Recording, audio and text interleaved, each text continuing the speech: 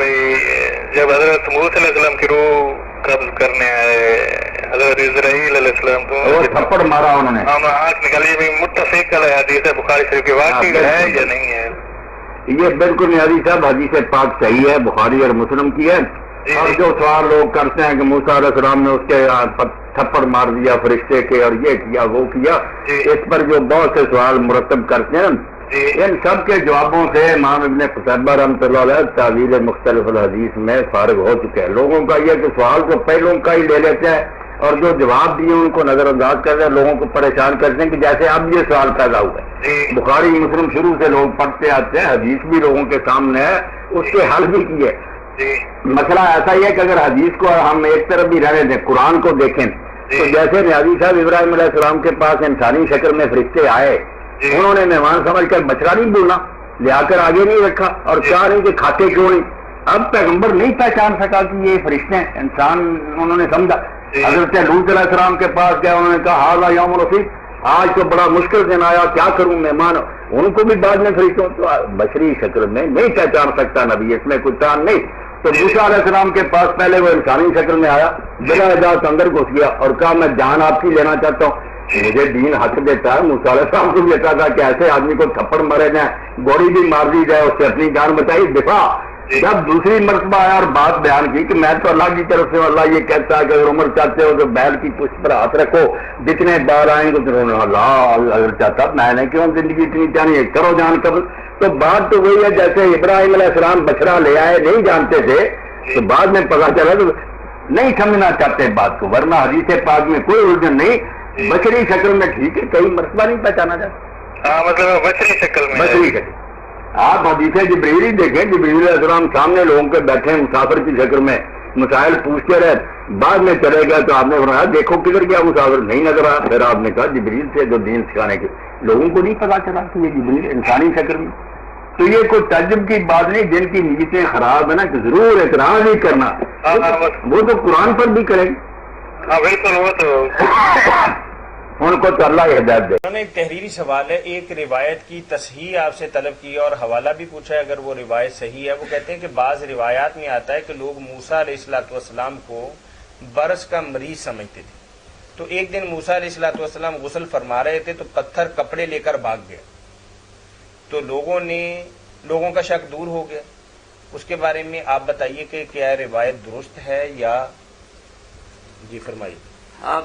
سوال کرنے والے کو بتانا بھی چاہیے نا کہ اس کی الجھن کیا ہے۔ روایت تو ٹھیک ہے، صحیح بخاری اور دوسری کتابوں میں ہے کہ بنی اسرائیل بے حیات تھے، وہ لوگوں کے سامنے ننگے نہاتے تھے، مگر موسیٰ علیہ السلام نہیں ننگے نہاتے تھے، وہ قوم کے طریقہ پر نہیں تھے، علیحدہ جا کر کہیں نہاتے تھے شرم کے ساتھ۔ تو اب ان نامرادوں نے اس کا غلط معنی لے لیا کہ یہ موسیٰ جو چھپ چھپ کے نہاتے ہیں نا، اس کو بیماری، برس کی بیماری کا نہیں، کہ برس کے لیے کپڑے لے جانے کی، برس تو سارے بدن پر ہی نظر آ جاتا ہے نا، اگر کہ اس کے خوشیے پھولے ہوئے، اس کو بیماری، یہ علامت انہوں نے نامرادوں نے بنا لی کہ یہ چھپتا اسی لیے پھینستا ہے۔ یہ نہ سوچا کہ پیغمبر تو حیا کی وجہ سے نہاتا، تو پھر وہ جب نہا رہے تھے تو پتھر لے کر چل دوڑ پڑا، موسیٰ علیہ السلام دعائی دیتے رہے، اور پتھر میرے کپڑے میں نہیں رکا، مجمع کے پاس چلا گیا، یہ بھی اسی حالت میں پھر گیا۔ ان لوگوں نے دیکھ لیا کہ ویسی کوئی بات نہیں، مگر آپ نے غصے سے 7-8 لاٹھیاں ماری اس پر رنجش سے کہ کیوں تو میرا یہ لباس لے کر آئے۔ اب اس پر سوال جو ہے وہ کرنا چاہیے، یہ پریشان ہوتے کہ پیغمبر ننگا ہوا، ایک بات کلیئر کر لیتے، یہ روایت بالکل درست ہے کہ پتھر بھاگا تھا، لے گا۔ اب پیغمبر جان بوجھ کر تو ننگا نہیں ہوا، یہ دیکھ رہے ہیں کہ جو مریض ہوتا ہے وہ عورتیں تک ڈاکٹروں کے سامنے ننگی ہو جاتی علاج کی خاطر۔ تو یہاں پیغمبر کے بارے میں جو انہوں نے بدماشوں نے یہ پھیلاوی بات ہے تو عوام کو گمراہ کریں، یہ نبی ہو سکتا ہے جس کو یہ بیماری؟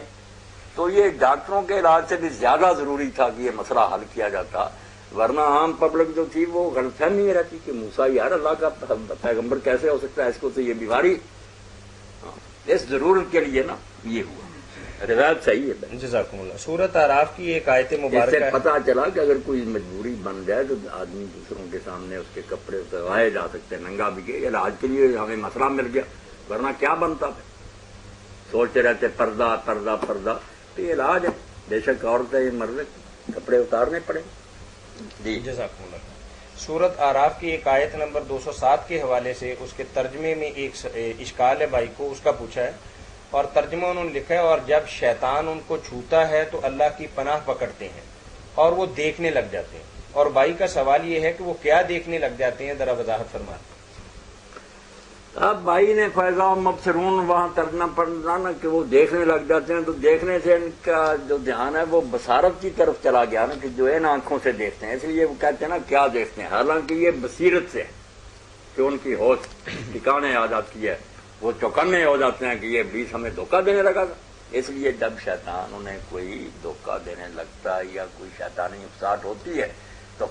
اللہ کہتا فوراً میرا دھیان انہیں آ جاتا کہ ہم نے خدا کے سامنے نہیں جانا، فیضا مبصرون، تو جو پردے ڈال رہا تھا شیطان آنکھوں کے آگے، ہوش ٹھکانے آ جاتا، ہاں وہ بالکل ہوش ٹھکانا ہے، یہ ترجمہ کرنا چاہیے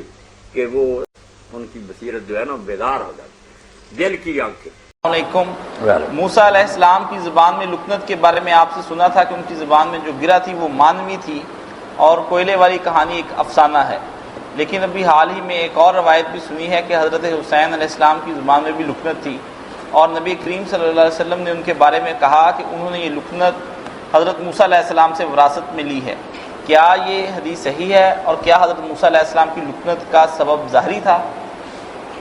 یہ حضرت حسین رضی کے بارے میں جو ہے نا کہ ان کو حضور نے کہا موسیٰ سے ملی ہیں، آگے سے آگے افسانے بنائے تھے، کوئی حقیقت نہیں ایسی، ان کی زبان میں اگر لکنت تھی یا غنہ ان کی آواز سے نکلتا تھا تو وہ الگ بات ہے، مگر یہ موسیٰ علیہ السلام والی کوئی بات نہیں۔ موسیٰ علیہ السلام نے جو دعا کی تھی تو ہم بھی وہ قصہ بنایا ہوا نا کہ فرعون جو تھا نامراد، ایک دن موسیٰ علیہ السلام نے اس کی داڑھی پکڑی، اتنے زور سے کھینچی کہ اس کی چیخیں نکلی، تو اس نے کہا یہ بچہ جو نا میں اس کو قتل کروں، یہ میرا دشمن پیدا ہوا۔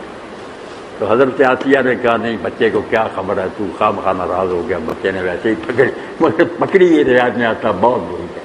چیخیں نکل گئی۔ تو اس نے کہا اچھا ٹیسٹ کریں گے، تو اس نے پھر آگ جلوائی، ایک کوئلہ رکھا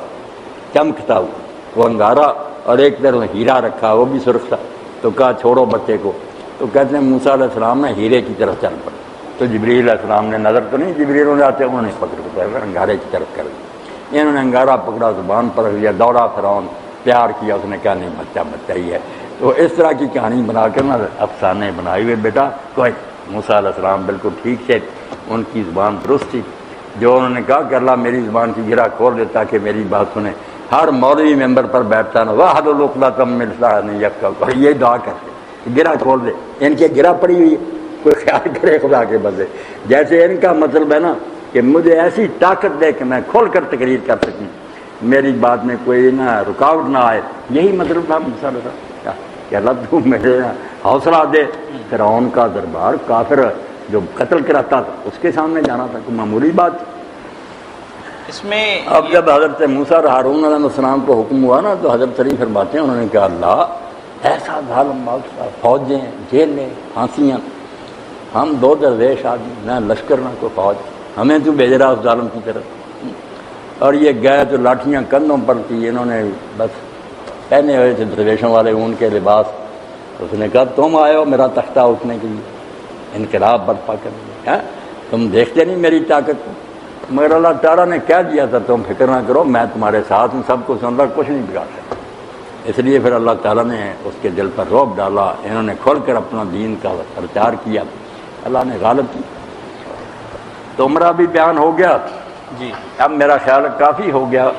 یہ اس میں مولانا صاحب یہ وضاحت کر دیں، وضاحت کروا رہے ہیں، مگر پھر نا کئی دوست بھی اب جا رہے ہیں، آخر کام بھی لوگوں نے کرنے ہیں۔ حضرت حسین علیہ السلام والی جو روایت ہے کہ ان کی زبان میں لکنت تھی، یہ روایات بھی تو کسی سند اسی طرح کتابوں میں لکھی ہیں لوگوں نے۔ ان کی موت پہ روایات تو نہیں ہے۔ ایک صاحب